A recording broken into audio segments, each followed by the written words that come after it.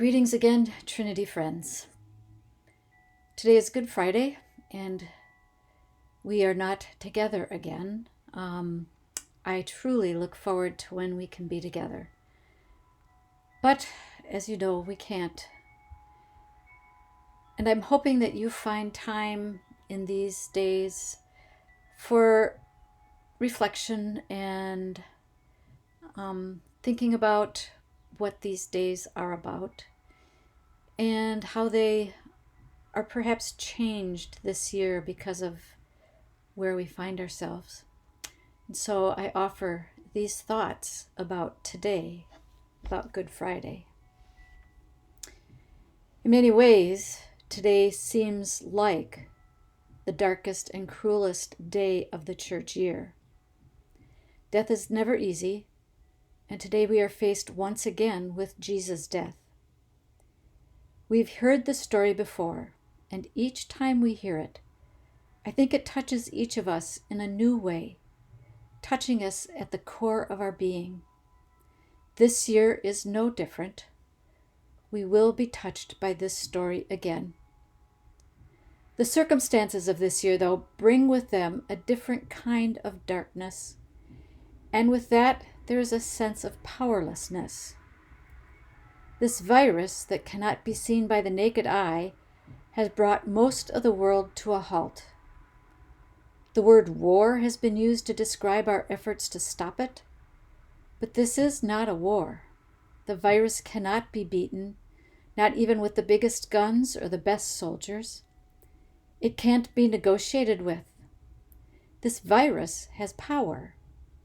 In too many ways, it seems like we have very little power, at times like we have none at all.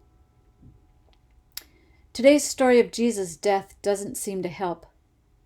At first glance, it seems like corruption, selfish leaders, and evil have all the power. The devil had gotten into Judas. The Jewish elite were working with the Romans they feared. Peter was willing to die with Jesus, but only in a way that he thought was honorable, with weapons and might.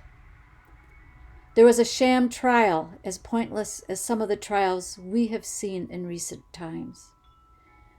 Only to have Jesus carry his own cross to the hill where he would be lifted up. In those two words, we hear how this story is a different kind of story. That the one who looks powerless is not.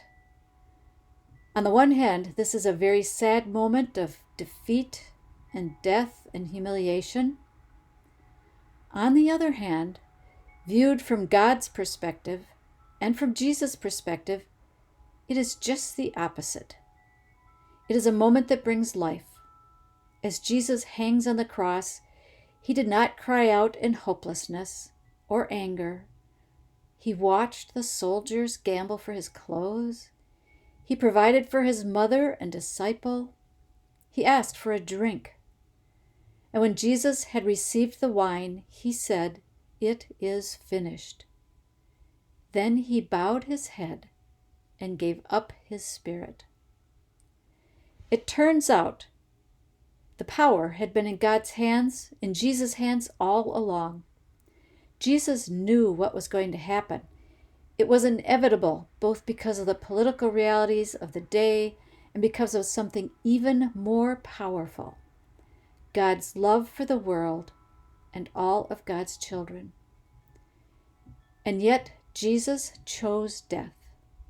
In one event, his death on the cross, he revealed a power much greater than the Romans or the leaders of the synagogues.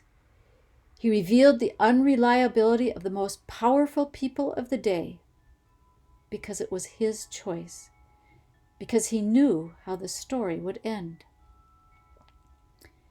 In many ways, we are powerless over COVID-19. Viruses are very good at what they do, and we are at the beginning stages of learning how this one works. It seems like all we can do is sit at home and wait. That does not leave us with a very powerful feeling. Sometimes it seems like everything is spiraling out of control. and it's possible that it will get worse before it gets better yet. On this day, Jesus is kind of like a mirror that shows us the face of everything that allows pain and sorrow in our world. Jesus is a victim that the world cannot ignore. In him, we see the suffering of all those whose lives have been cut short, whether through illness or war or disasters. We know the mourning that surrounds us. But even at the very end of these words from John's Gospel, they tell us that Jesus did have the power. He determined how it would end. Jesus gave up his spirit. The cross did not take it away from him. This is how Jesus kept alive his divine power. The last words of the Gospel reading are, "They laid Jesus there." They laid him in a tomb, one that had not been used before. And this is the right ending place for today, because this is where Jesus waits for his resurrection. He knows that this story, his story, ends with life for the whole world. So now we sit and wait. We wait 2 more days when we can celebrate the empty tomb. We wait with an image of Jesus on a cross and a death that is so self-giving that we can be horrified and grateful all at the same time. We wait as Jesus is lifted up on the cross before us. But beyond that, we wait, knowing the end of the story, resurrection and life. Good Friday blessings to all of you this day. Amen.